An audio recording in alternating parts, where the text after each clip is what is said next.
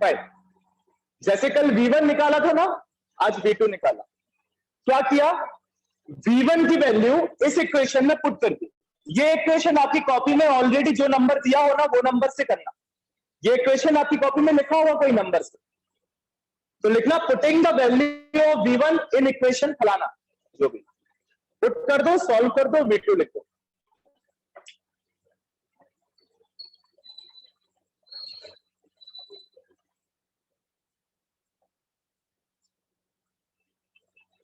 Okay, हो गया। तो इतनी तुम्हारे हाथ की स्पीड देख के समझ में आता कितना स्लो। कंप्लीट करना है भैया चैप्टर का। Done so done.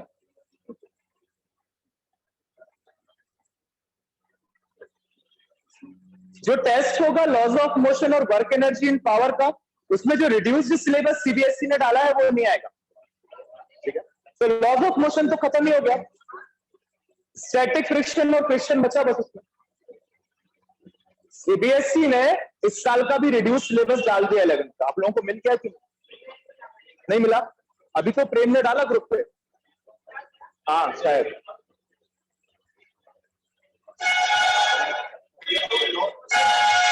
Laws of motion maximum हट गया, मतलब सिर्फ फ्रिक्शन बचा उसमें।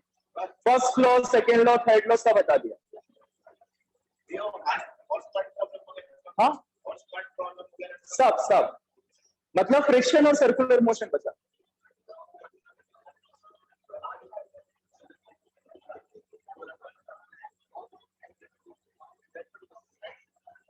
Again I am saying, CBSE ने बोला है जैसा 12th का पैटर्न है वैसे 11th का टेस्ट लेगी, टर्म 1 टर्म 2 एमसीक्यू।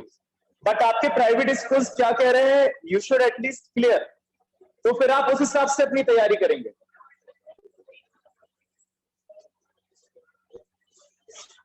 हो गया, चलो भैया राइट साइड का रुक जाना, एक साइड हाँ। डालो स्पेशल केसेस।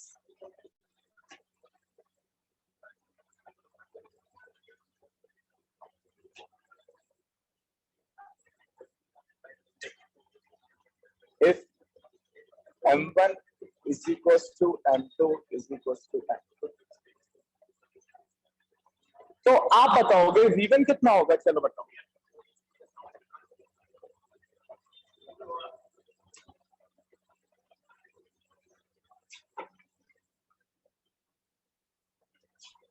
और V2 कितना होगा ये भी बताओ।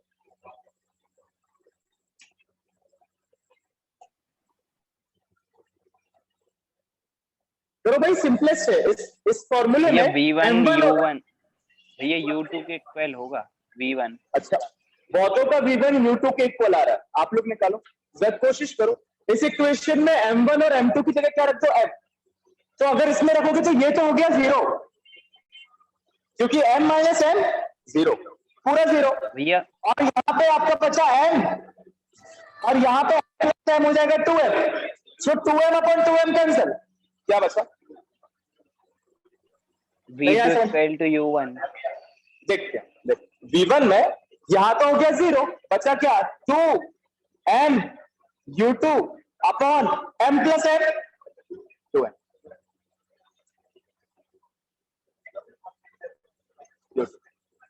सिमिलरली V2 देखो, V2 M1 अगर M2 के इक्वल रखोगे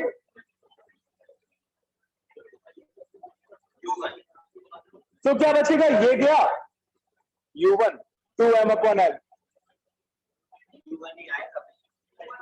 यहाँ पे प्लस किसने लिखा है? अच्छा सॉरी, ये है इक्वेशन, सॉरी यार ये है इक्वेशन, ठीक है। यहाँ पे दोनों इक्वल, तो ये हो गया 0 और यहाँ पे 2M अपॉन M U1।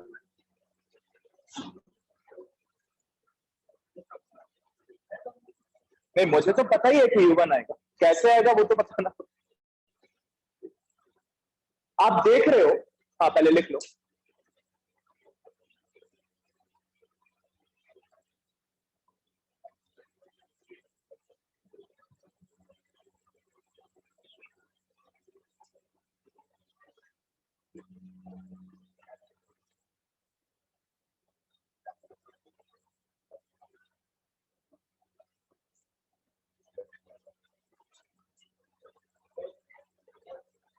क्या देख पा रहे हो आप कि जब दोनों स्फीयर सेम मासेस के थे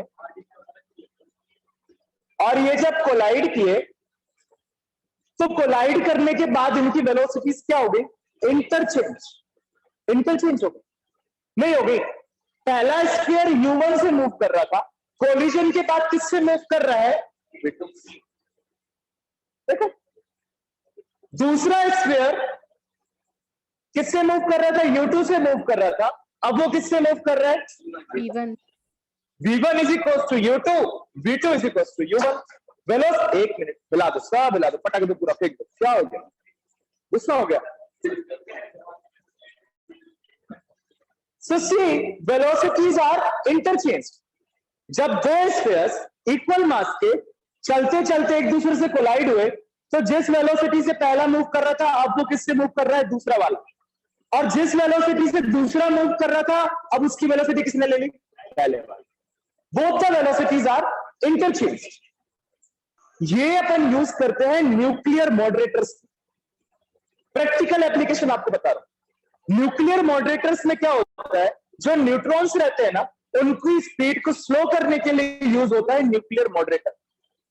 न्यूट्रॉन्स की स्पीड को स्लो करने के लिए क्या यूज होता है? Nuclear moderator. न्यूक्लियर मॉडरेटर को कोलाइड करवाते हैं अपन न्यूट्रॉन्स से। तो न्यूट्रॉन्स की स्पीड कौन ले लेंगे?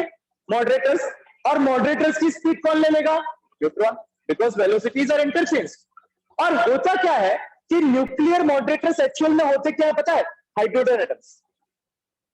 Hydrogen atoms. तो हाइड्रोजन एटम्स का जो मास है, एक प्रोटॉन का मास है और एक न्यूट्रॉन का मास ऑलमोस्ट क्या रहता है? Same.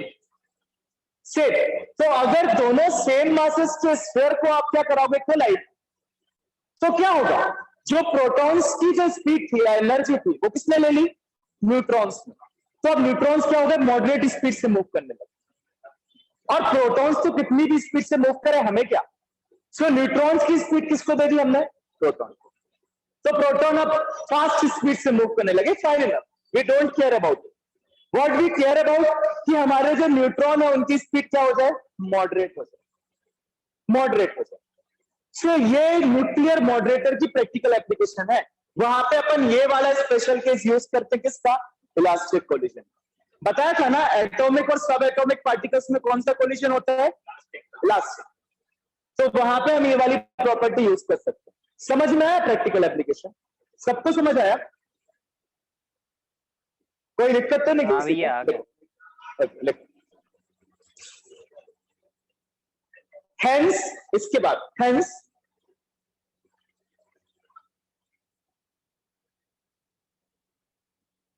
velocities are interchanged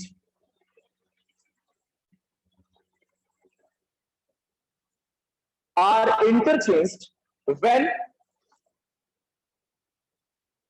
masses of the bodies are equal. Masses of the bodies are equal.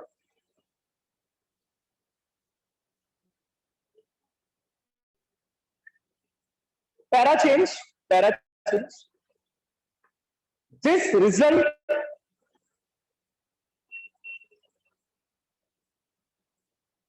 has important application. This result has important application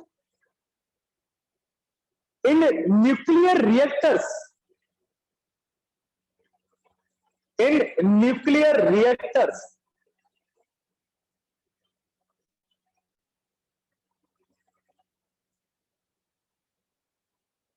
fast moving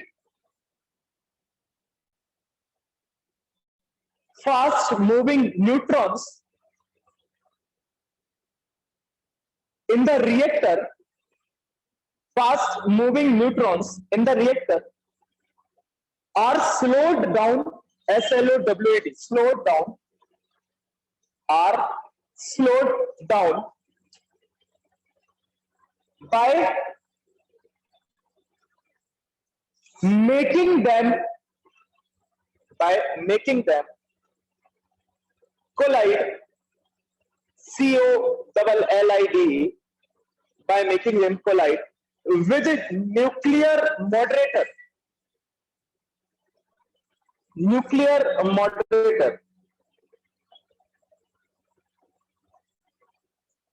bracket में लिखो न्यूक्लियर मॉडरेटर के hydrogen atoms, bracket बना के उसी के बाद hydrogen atoms of रफली ROUGHLY,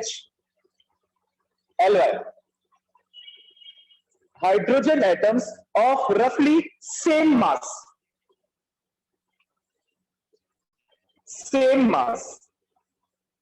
bracket close.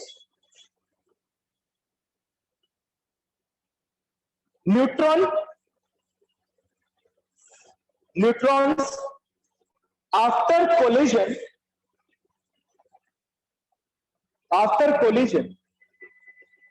are slowed down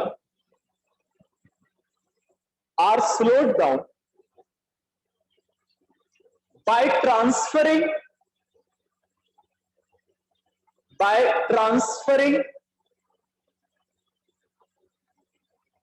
their energies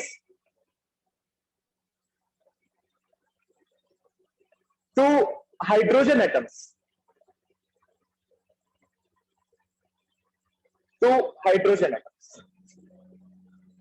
We after slowed down by transferring their energies to hydrogen atoms. Full stop.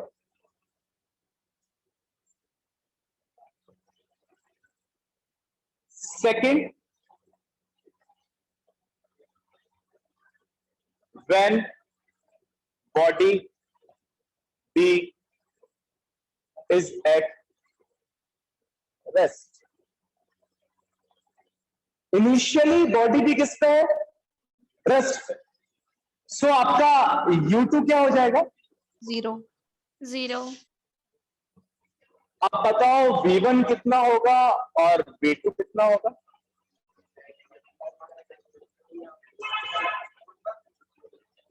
M1 minus M2 U1 upon M1 plus M2 और V2 हो जाएगा क्या? 2 M1 U1 upon M1 plus M2. ठीक हो जाएगा, ये हो जाएगा. ठीक है. इस सेकंड के अंदर ऐसे एरो बना के 3 सब स्पेशल केसेस लिखते हैं.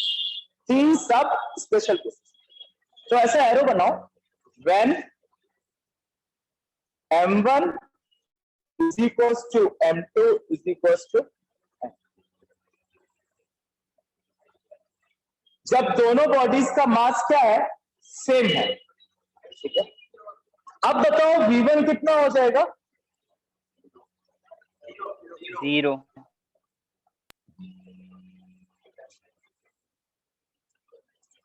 और बताओ V2 कितना हो जाएगा? निकालो. U1. V2 कितना हो U1. जाएगा? U1.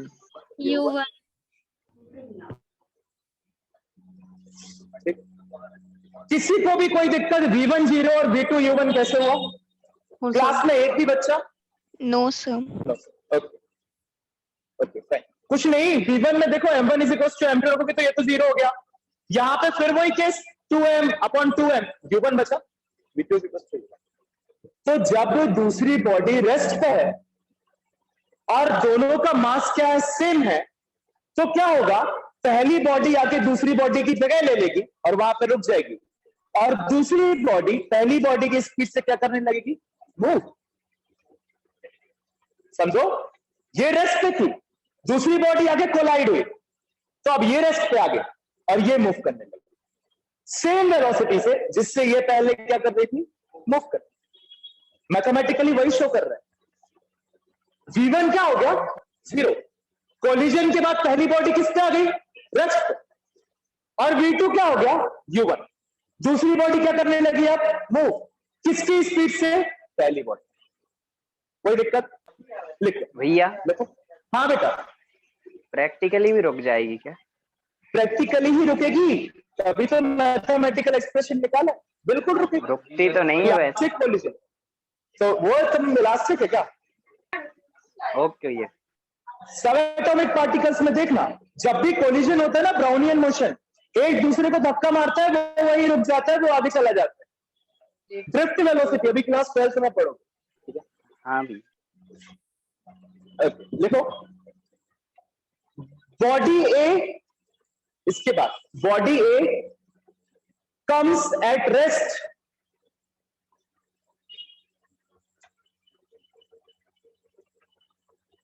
and body B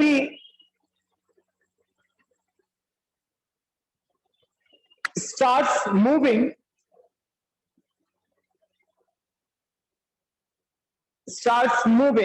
with the initial velocity of body 1, body A, bracket में लिखना U1, initial velocity of body A, bracket में लिखना U1. It means 100% K dot E, kinetic energy of body A is transferred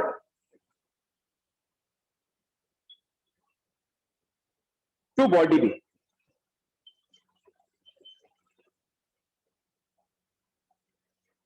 ठीक है,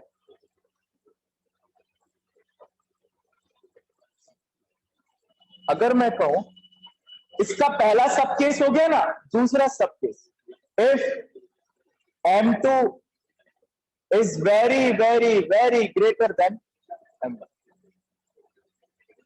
ठीक। दूसरी body rest पे तो है ही, उसी के अंदर हमने क्या लिया कि दूसरी बॉडी का मास भी क्या है, बहुत ज्यादा है M1 से।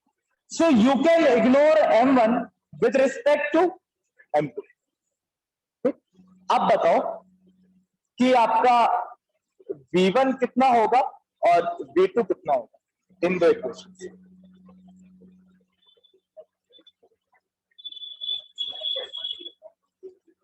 बताओ V1 कितना हो जाएगा?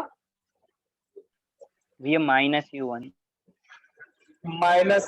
एक्सीलेंट। क्यों हो जाएगा देखते। देखो M1 को कर दो इग्नोर, M1 बहुत छोटा है M2 कंपैरिजन। क्या बचा? -M2U1 अपॉन नीचे भी क्या कर दो M1 को इग्नोर, तो क्या बचा? M2। तो क्या आ गया? -U1। और V2 कितना हो जाएगा सरासर? U2 है, वो U2 कह रहा। भैया 0। M1 0 नहीं है, तो यहां पे 0 रखोगे तो ये पूरा इक्वेशन क्या हो गया? हाँ भैया 0। लिख लो।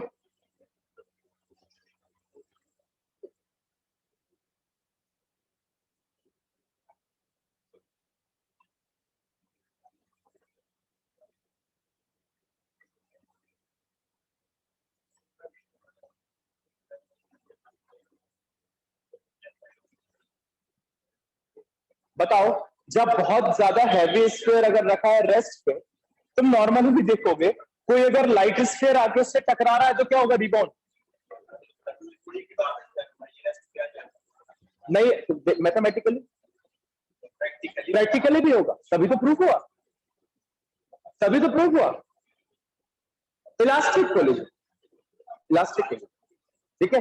तुम नॉर्मल केस में भी करना बेटा, स्फीयर वापस आता है, बहुत ज्यादा है मास, मतलब एक समझो बहुत हार्ड रखा हुआ है शॉर्ट पुट डिस्कस, और उससे जाके एक पतली सी बॉल आप क्या कर रहे हो? मार रहे हो, तो नॉर्मल केस में भी वापस आएगा, आता ही है।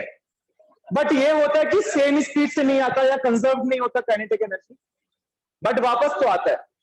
सो देखो ना v1 is equal to minus u1, मतलब जो स्फीयर था a वो घलने के बाद क्या हुआ, रिबाउंड हुआ। देखो ना माइनस u1 मतलब वेलोसिटी का direction change, but with the same speed, और ये तो क्या थे दूसरे वाले v2, ये तो महाराष्ट्र से बहुत बड़े थे, ये तो अपनी जगह से हिले तक नहीं। सो v2 इज इक्वल टू, देखो थ्योरेटिकल। ओ देखो क्या समझ में नहीं आया कुछ? ओके, तुम्हें नहीं आया आगे तो देखो, body A rebounds rebounds rebounds with its own velocity,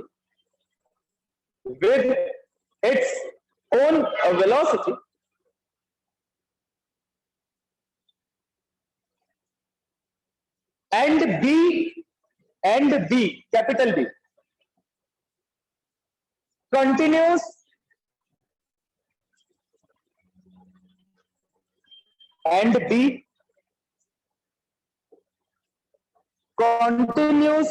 to be at rest, Durgesh tennis की बॉल हिट करो अर्थ में, वापस आएगी। क्यों? Because mass of the earth is very very greater than the,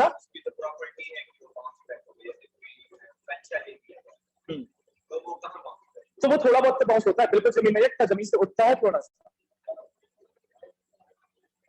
और वो इनइलास्टिक है। थर्ड उल्टा,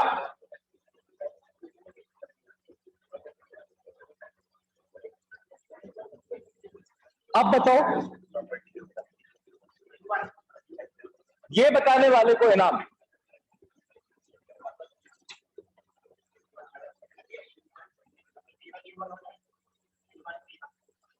क्या क्या अच्छे से निकालो, गलत आया तो इनाम की टिकट पकड़ा। ये v1 u1 होगा। ये v1 बहुत से कह रहे हैं v1 u1 होगा, और v2 कितना होगा? 2u1 f1 u1 m1 u1 नहीं, ये v2 2u1। मैं कहूँ 2u1, तो निकाल के बता रहे, देखो m1 is very very greater than m2, इसका मतलब m2 क्या ले लोगे? 0। लगाओ पहले वाले में, तो क्या हो जाएगा? ये 0, तो m1 u1 अपॉन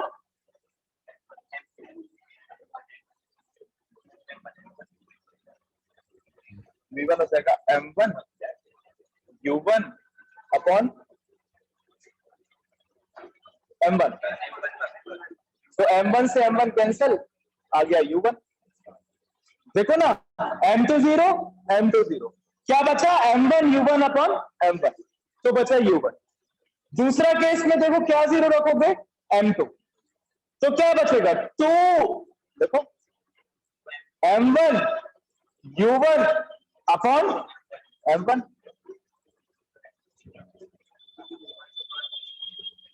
ये कैंसिल क्यों नहीं हो रहा है तुम्हारा? देख लो,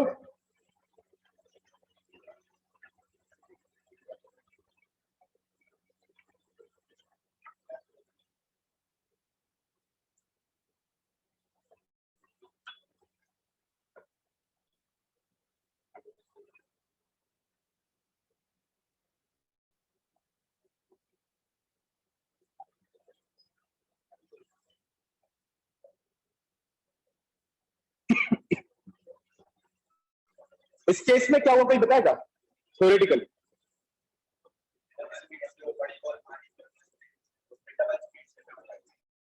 और ये अपनी नॉर्मल स्पीड को मेंटेन करता है। जब बड़ी बॉल अपन ने छोटी बॉल में कोलाइड करे तो छोटी बॉल की स्पीड हो गई डबल, पहले तो रेस्ट पे थी, अब उसकी स्पीड हो गई कितनी? 2u1, बड़ी बॉल की स्पीड से डबल, और बड़ी बॉल अपनी स्पीड को मेंटेन करती है। देखो v1 is equal to u1, मतलब बड़ी बॉल जो है मास m1 is greater than m2, तो बड़ी बॉल जो है वो तो अपना नॉर्मल मोशन कर रही है।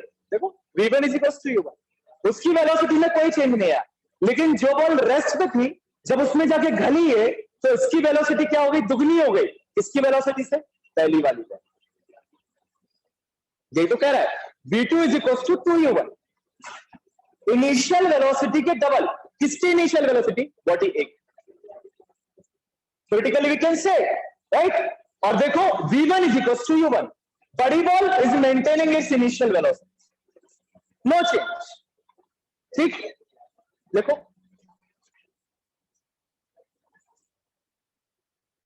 the body A keeps on moving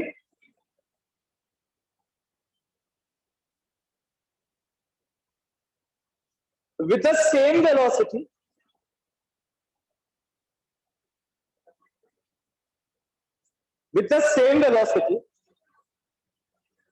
of its own ITS OWN, of its own। Bracket में क्या लिखोगे, u1, and the body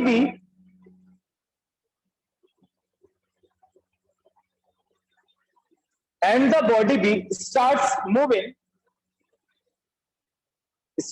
moving with double the velocity of A, with double the velocity of A।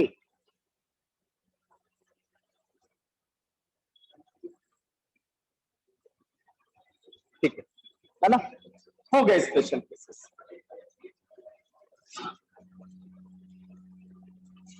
Heading डालो, inelastic collision in one dimension.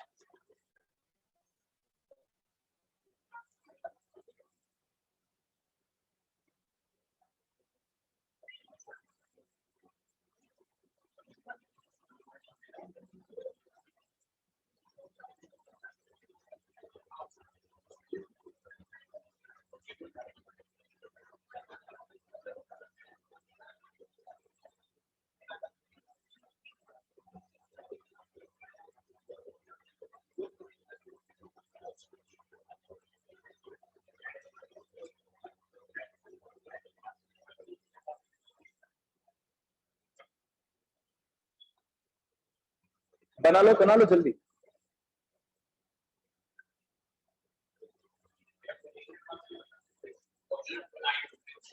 वो नहीं बनाना, इसमें कुछ नहीं है। मेन जो अपन केस पढ़ना है वो परफेक्टली इनइलास्टिक का पढ़ना। इसमें सिर्फ अपन लीनियर मोमेंटम कंजर्व होता है ना, तो उसका फॉर्मूला लेके छोड़ देंगे, कुछ नहीं।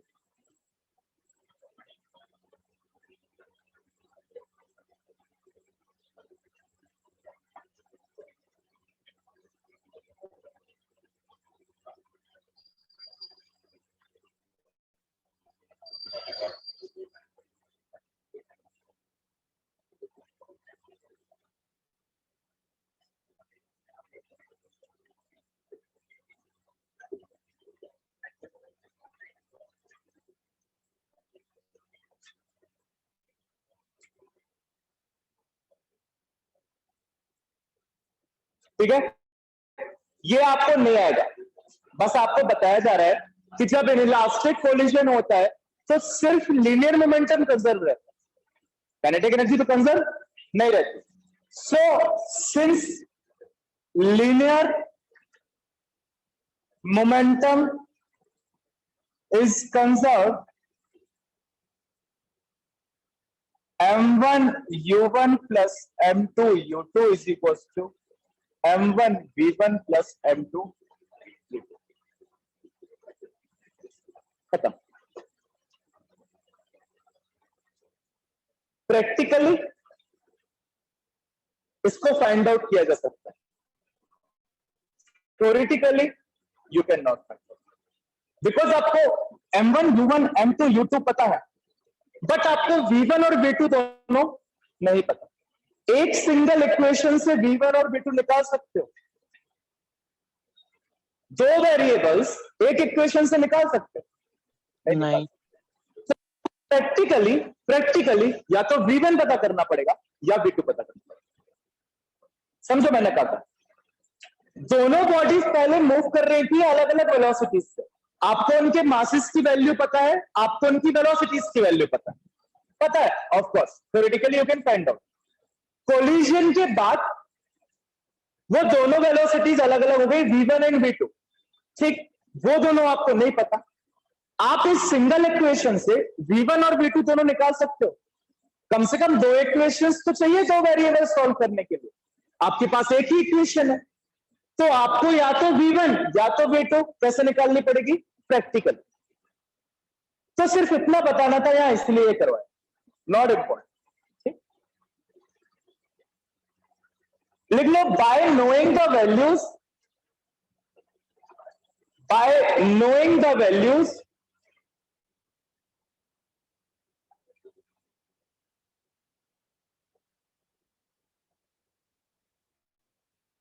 of M1, M2, M1, M2, U1, U2, and one of the velocities,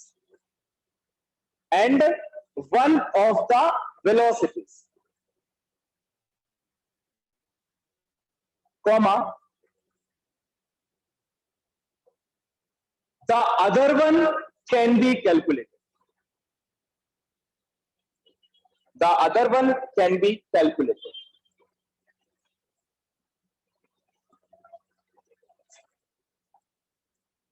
perfectly, ये इंपॉर्टेंट है थोड़ा सा।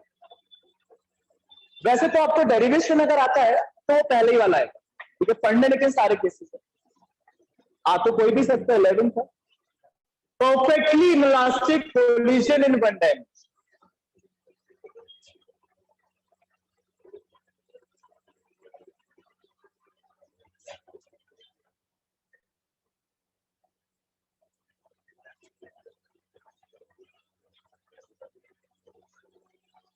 ये बिफोर,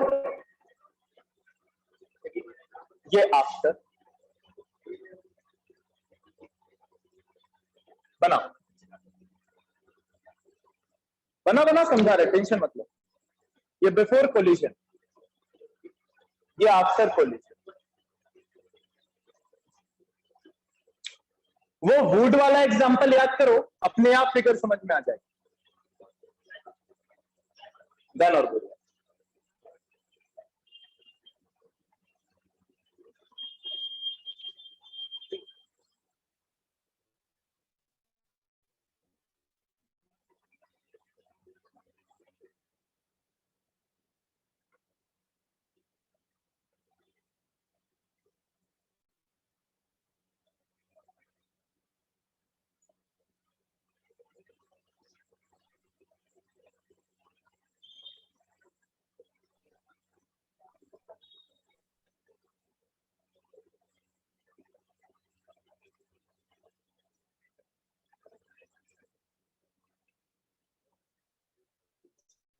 लेट्स सी,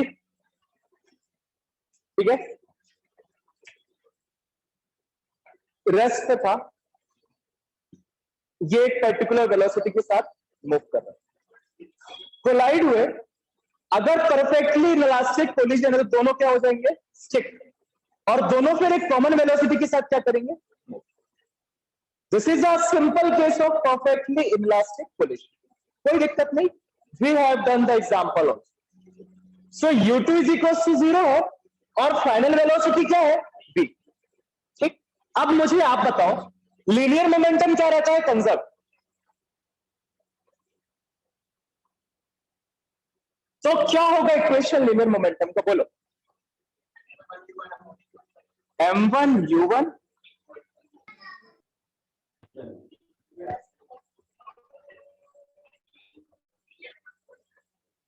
और कोई M1 U1 क्या होता है? नॉर्मल में क्या होता है? m1 u1 plus m2 u2 is equals to m1 v1 plus m2 v2. तो m1 u1 plus m2 u2 is equals to m1 v plus m2 v. सही है. u2 क्या है? 0. तो यहाँ पे क्या बचा? और यहाँ क्या लिख सकते हो? m1 plus m2. You can find out the common velocity.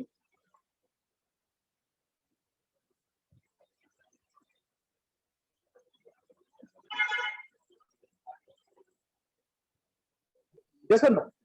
भैया ये अभी फर्स्ट लिखना लाइन मत. क्या लिखी है? फर्स्ट लाइन क्या लिखी ये? अरे लिखना मत अभी. Linear momentum is conserve. अच्छे से लिखवाऊंगा. Just don't worry. अगर इलास्टिक कोलिजन है तो लीनियर मोमेंटम तो कंजर्व है.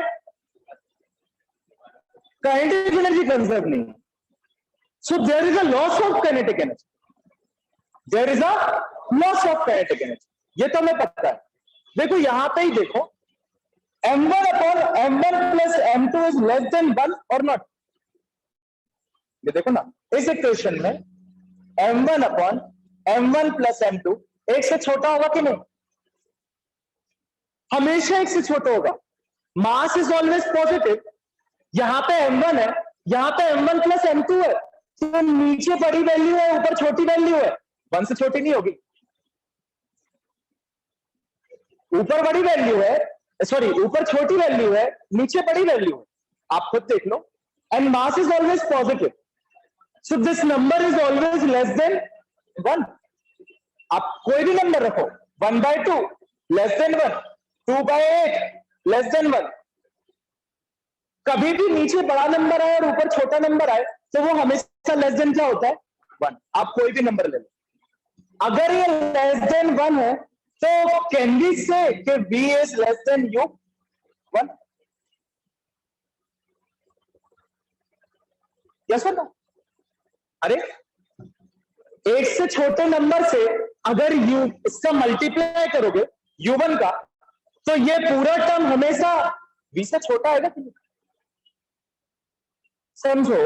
अरे मान लो एग्जांपल ले, मान लो ये लेस देन 1 है तो कितना है? 0.48 मान लो आपकी, या 0.50 लो, ज्यादा सिंपल पड़ेगा.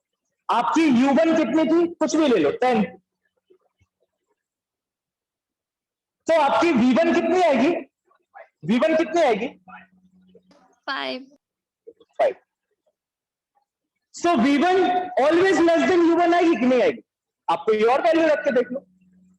मान लो आपका 0.50 क्या है? m1 upon m1 plus m2 less than 1 है ना. माइक बंद करो, माइक. Less than 1. ठीक. आप u1 की वैल्यू कुछ और रख लो, 50 रख लो, 50 रख लो. v1 कितना आएगा? 25. अगर m1 upon m1 plus m2 less than 1 है, सो इट इज मस्ट कि v is always less than u1. We are sure. Yes और नो? तो हमने ये तो देख ली, कोलिजन के बाद जो कॉमन वेलोसिटी आई वो कम है.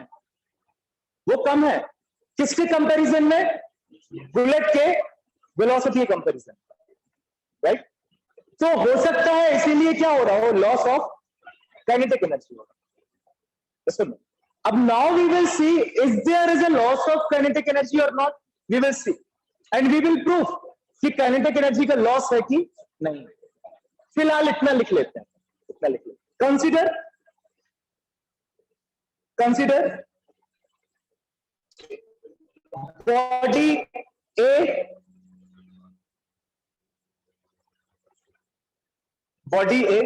is moving with velocity u1, with velocity u1, full stop. Body B is at rest. Rest पे है बॉडी भी. ठीक है. और क्या बना है फिगर में अपन में? तो लिखते जाओ. आफ्टर कोलिजन अरे मासेस लिख लेना. Masses of body A is m1 and body B is m2. Consideration में सब लिखना पड़ेगा.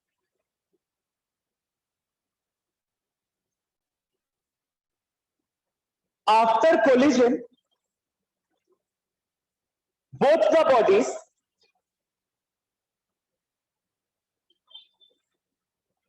stick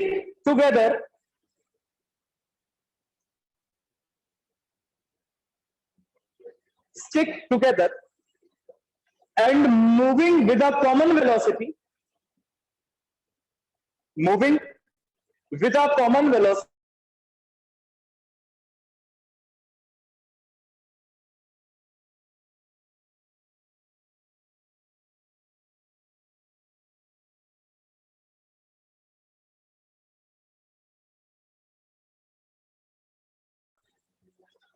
ये स्टेप्स लिख.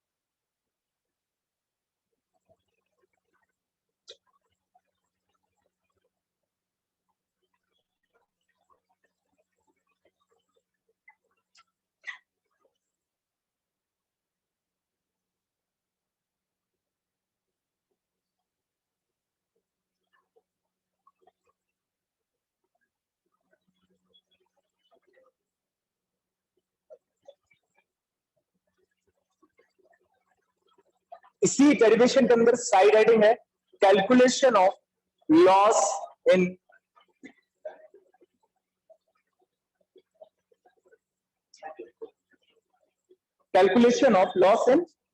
के डॉट ई.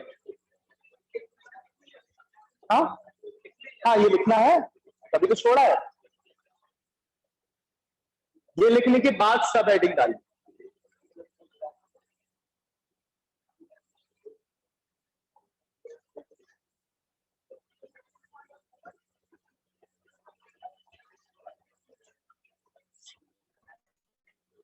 हटा दो. सिंपल. चलो बताओ. के dot E before collision, total kinetic energy before collision कितनी होनी चाहिए? लिखना मत अभी. Half u1 square m1 u1 square m1 u1 square plus अगर हाफ m2 u2 स्क्वायर करोगे तो वो तो 0 है. u2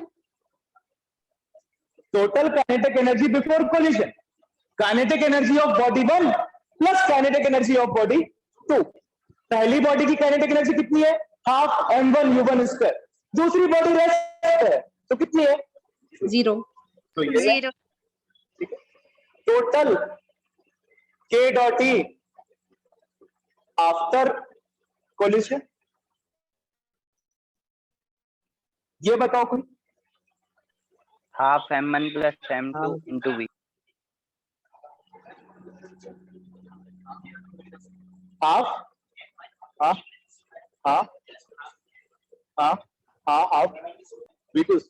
v2 कहाँ है? कॉमन भी है v स्क्वायर. तो फिर m1 प्लस m2 क्या हो जाएंगे? ऐड. और v कॉमन निकल आएगा.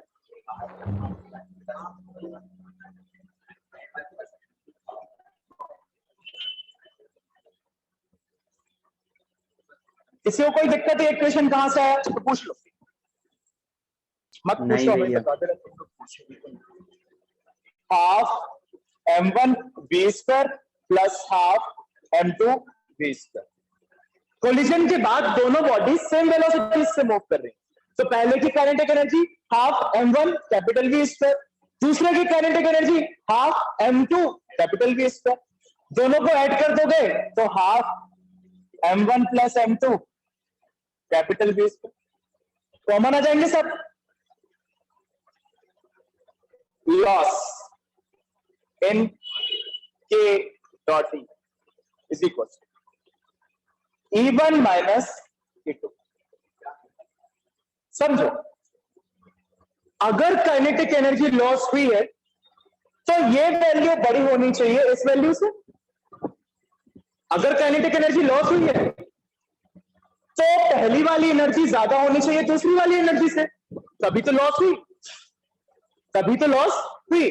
तो जब पहली वाली में से दूसरी वाली माइनस करोगे तो पॉजिटिव आना चाहिए। ये ज्यादा है, ये कम है, दोनों का सब्ट्रैक्शन क्या आना चाहिए? पॉजिटिव। अगर पॉजिटिव आ रहा है it means there is a loss in kinetic energy.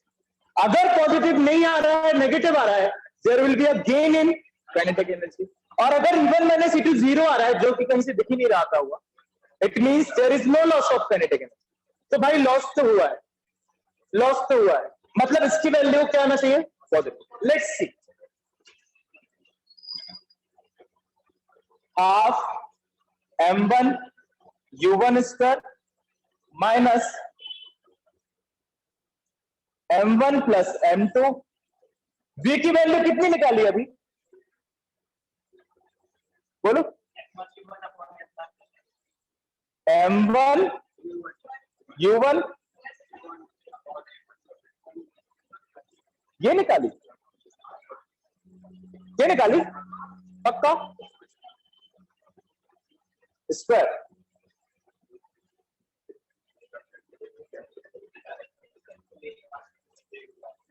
Plus ही आएगा, हाँ प्लस ही, ठीक यही है सर। तो एक काम करो, इस स्क्वायर को अंदर ट्रांसफर कर दोगे तो ये स्क्वायर और यहां पे इसका होल स्क्वायर हो गया। सो एक तो गया कि नहीं?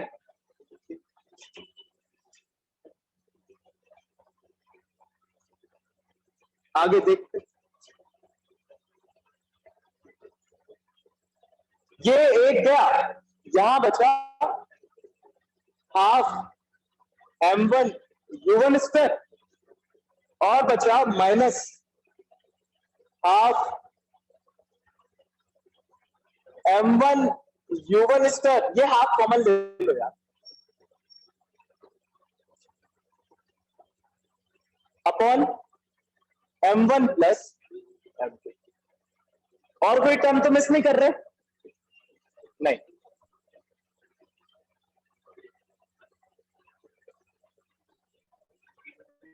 हाँ नहीं कर, ठीक।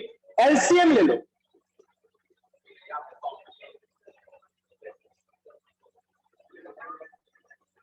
क्या हुआ? अभी नहीं लो मैंने, अभी एलसीएम लो, तो एलसीएम ले लो, इसका इसमें मल्टीप्लाई करोगे तो पहला टर्म बनेगा m1 स्क्वायर u1 स्क्वायर, है ना? दूसरा टर्म बनेगा plus m1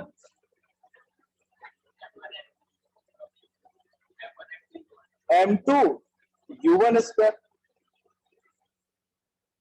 plus sorry minus m1 square u1 square.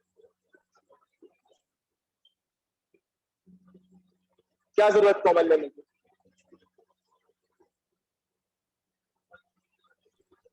Sir 1/2 भी है सर, 1/2।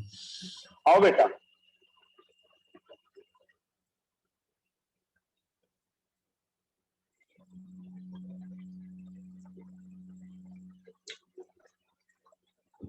हो गया? क्या देख रहे हैं? समझो, यहां तक तो ठीक है, आपने लिया इसको एलसीएम, एलसीएम लिया। अब एलसीएम लिया तो इससे इसका मल्टीप्लाई नहीं करना पड़ेगा, तो करो मल्टीप्लाई। तो m1 का स्क्वायर और u1 का स्क्वायर, पहला टर्म देखो ना, इससे इसका मल्टीप्लाई होगा तो m1 मल्टीप्लाई हो जाएंगे, m1 स्क्वायर u1 स्क्वायर। अब इस टर्म का मल्टीप्लाई इससे करो, सो m1 m2 u1 स्क्वायर, सो m1 m2 u1 स्क्वायर और minus m1 square u1 square, और एलसीएम क्या आ गया? m1 प्लस, इससे ये कैंसिल, क्या बचा? m1 m2 u1 square upon m1 plus m2। और साथ में क्या था, half. M1 is positive, M2 is positive, U1 is also. So this whole term is. So E1 minus E2 अगर पॉजिटिव आया है, it means there is a loss of K dot E. लिख लो, पूरा लिख लो, ज्यों करते।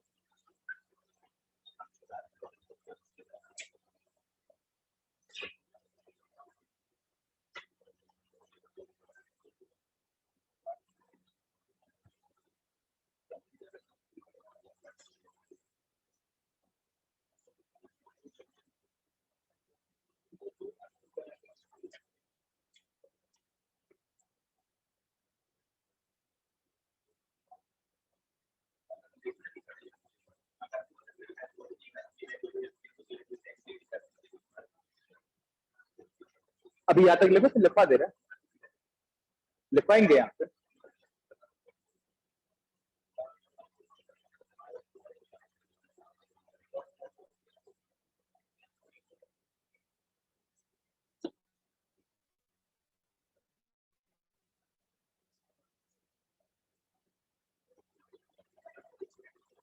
ये सूर्या ओके किस चीज का लिख रहा है?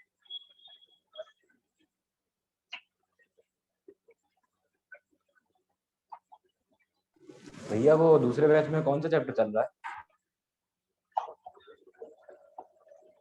दूसरे बैच में चल रहा है वो मोशन इन स्ट्रेट लाइन। से शुरू हो जाएगा उसमें क्या, वेक्टर्स।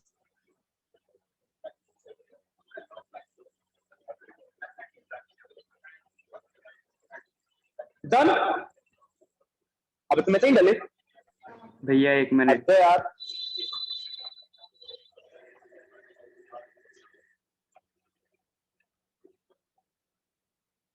रोटेशनल और ग्रेविटेशन अगस्त 4 सितंबर अक्टूबर हो जाएगा, बहुत आराम से करेंगे तो भी।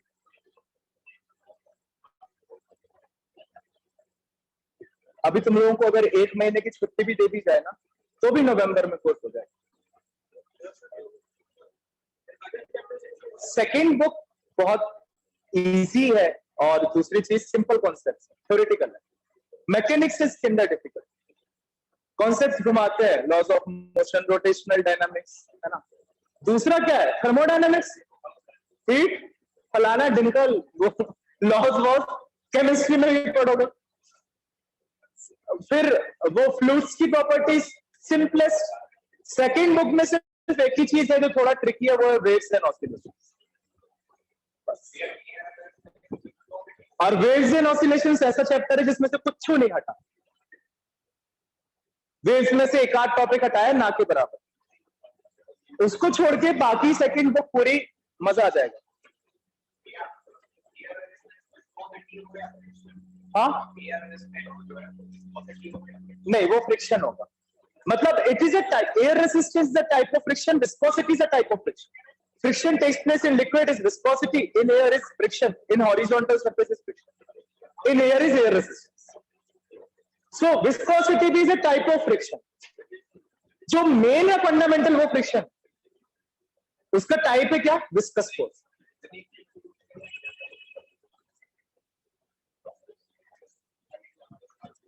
Thus there is always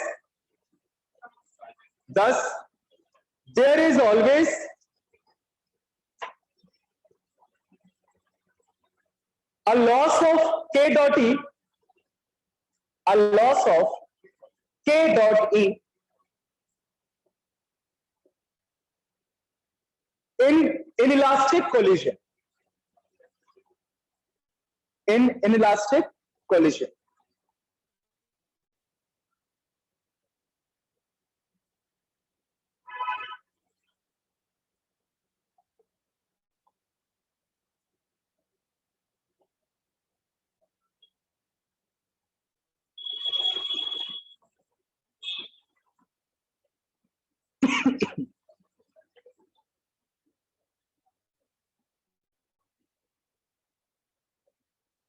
ठीक है, हेडिंग डालो elastic collision in 2 dimension. This is the reality. 2 dimension is the reality. 1 dimension is the ideal.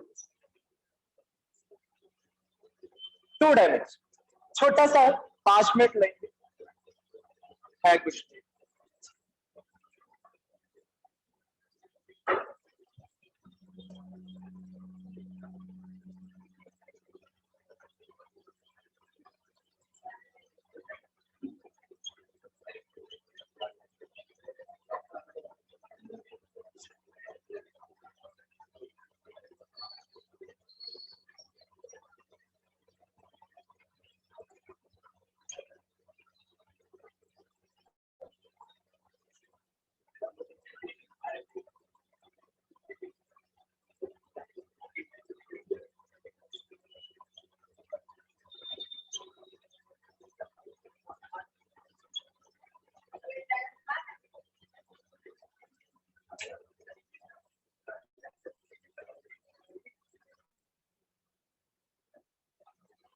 ये आपकी बॉडी को है ना, ये बॉडी 2 है. बिलियर्ड्स की बॉल देखिए, कभी टकरा के एक ही डायरेक्शन में नहीं जाती.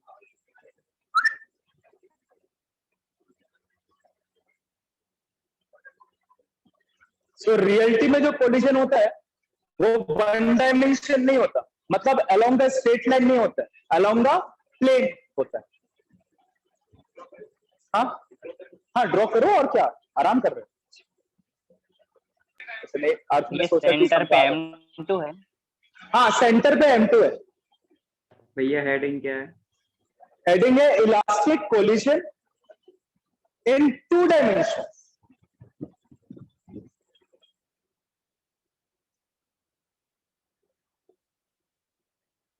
भैया डाउन साइड में क्या है? डाउन साइड में V2, दूसरी बॉडी नीचे आई है, पहली बॉडी ऊपर गई है.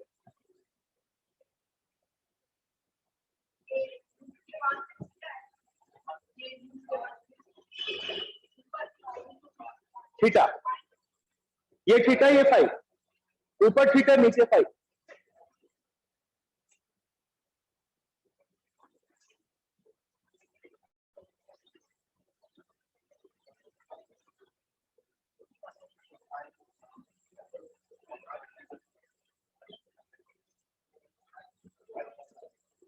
बन गया सबका? समझे? 2 बॉडीज थी, समझो. हर्ष, M1 और M2 दोनों के मासेस. M1 जाके कोलाइड हुई M2 से, because U1 is greater than U2. स्वाभाविक सी बात है, तब तो कोलिजन होगा. दोनों मूव कर रही है, रेस्ट पे कोई नहीं है. जब कोलाइड होंगी तो नॉर्मल केस में क्या होता है, दोनों बॉडीज एक ही डायरेक्शन में नहीं मूव करती. वो कैसी मूव करती है? ऐसी. उनके डायरेक्शन चेंज हो जाते हैं, इतने ज्यादा या इतने कम नहीं, कुछ भी हो सकते हैं. इसलिए हमने एंगल्स थीटा और फाई लिए. हो सकता है दूसरी बॉडी कम डिफ्लेक्ट हो, पहली बॉडी ज्यादा डिफ्लेक्ट हो, या दोनों सेम डिफ्लेक्ट हो. Whatever may be the case possible. तो हमने दोनों वेरिएबल ले लिए. तो कोलिजन के बाद पहली बॉडी चली गई ऊपर, ये हमने माना V1 वेलोसिटी. हॉरिजॉन्टल के साथ कितना एंगल बनाया? थीटा. ठीक है. दूसरी बॉडी आ गई नीचे, हॉरिजॉन्टल के साथ कितना एंगल बनाया? Let's see. The collision is elastic. Heading क्या डाली? इलास्टिक कोलिजन इन 2 डायमेंशन. तो इनका लीनियर मोमेंटम क्या होगा? काइनेटिक एनर्जी क्या होगी? दोनों कंजर्व होंगे. पहले काइनेटिक एनर्जी देख लो इसके. Since K dot E is conserved, तो बताओ कितना होना चाहिए इक्वेशन? सोचो और बताओ इक्वेशन क्या होना चाहिए काइनेटिक एनर्जी का?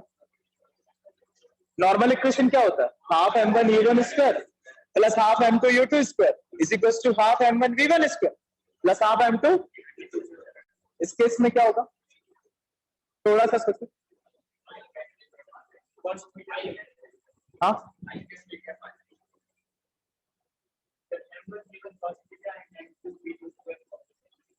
और कोई? बेसिक कॉन्सेप्ट लगाओ। मैं सोच रहा था ऐसी कुछ एक्सपेक्ट कर रहा था। Use the basics.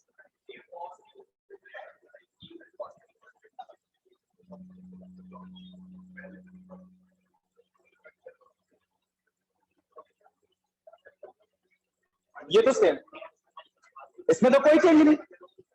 कोलिजन के पहले एक U1 से मूव करी थी, एक U2 से, तो टोटल काइनेटिक एनर्जी यही होगी। कोलिजन के बाद क्या होगा अब पता है नहीं, डिस्कस सब कर लो। क्या होगी कोलिजन के बाद? आई क्यूब से क्या रिजल्टेंट बोल, भी लेंगे सर, क्या लेंगे? रिजल्टेंट भी। रिजल्टेंट भी। अगर मैं कहूं यही हो तो हाँ भाई,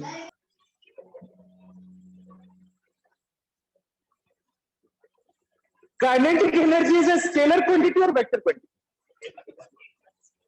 I was saying from the starting, use your basics करो। If it is a scalar quantity, काय का कैप, काय का रिजल्टेंट? स्केलर क्वांटिटी है ना काइनेटिक एनर्जी, तो क्यों कैप और क्यों रिजल्टेंट? मैं पागल हूं क्या जो मैंने कहा पहले काइनेटिक एनर्जी निकाल लेते हैं, बाद में लीनियर मोमेंटम देखेंगे? काइनेटिक एनर्जी कौन सी क्वांटिटी है? Scalar. If you have given the velocity as v1, what would be your kinetic energy? Half m1 v1 square. जाते रहो किसी भी डायरेक्शन में, मुझे क्या फर्क पड़ना, because I am the scalar. Direction से कोई फर्क पड़ना मुझे नहीं। So what would be the kinetic energy of first body? Half m1 v1 square. And what would be the kinetic energy of second body? Half m2 v2 square. थोड़ा क्या theta phi बनाया, scalar और vector का difference ही भूल गए। This would be your kinetic energy. Solve करोगे सारे half cancel हो जाएंगे।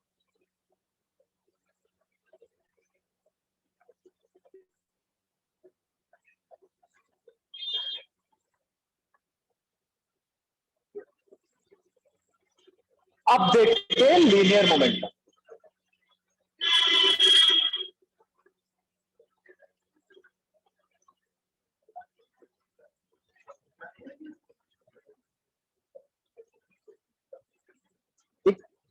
Initial linear momentum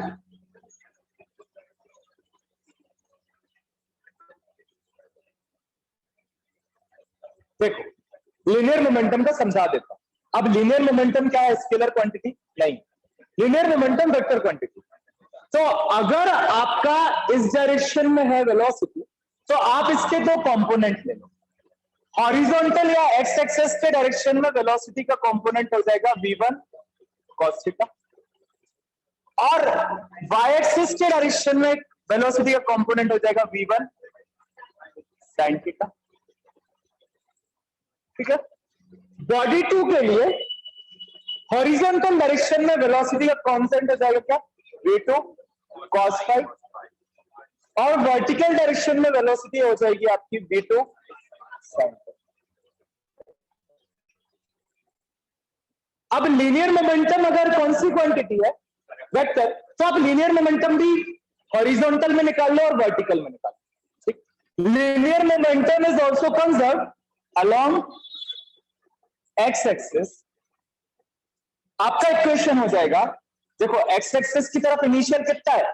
m1 u1 plus m2,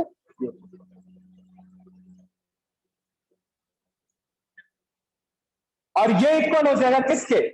m1 v1 cos theta plus same direction में दोनों m2 v2 cos फाई। हाँ, ये बताओ तो जाना।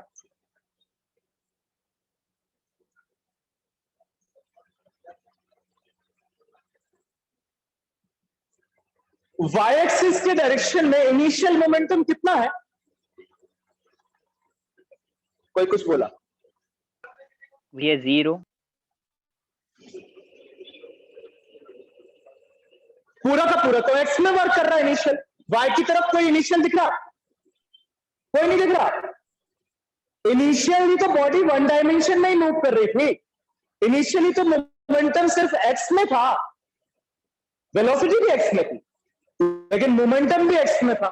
सो एक्स एक्सिस की तरफ तो m1 u1 plus m2 u2 है, y की तरफ सब खाली पड़ा है, देखो इनिशियली 0। फाइनल बताओ, y की तरफ फाइनल बताओ। m1 v1 sin theta m1 v1 sin theta और क्या प्लस कि माइनस? सोच लो फिर से, प्लस कि माइनस?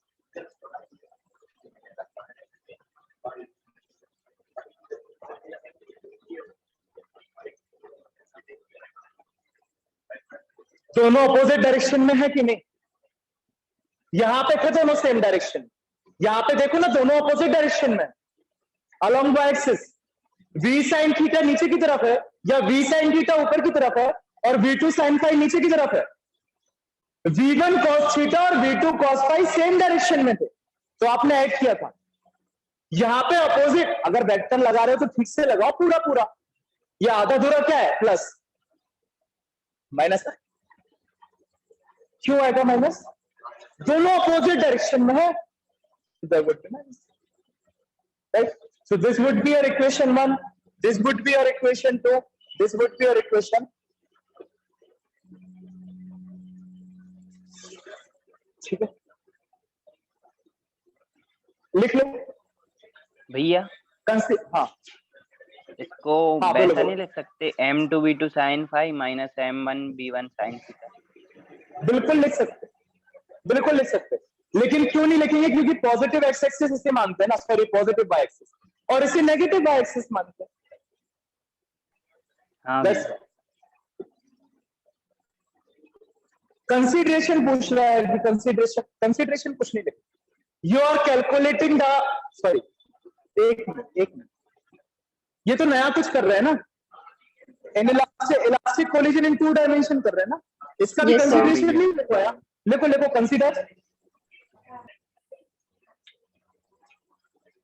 Consider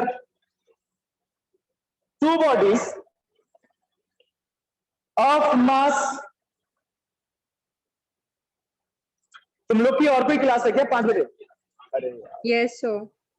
Yes, sir. चलो ठीक है, I'm so sorry।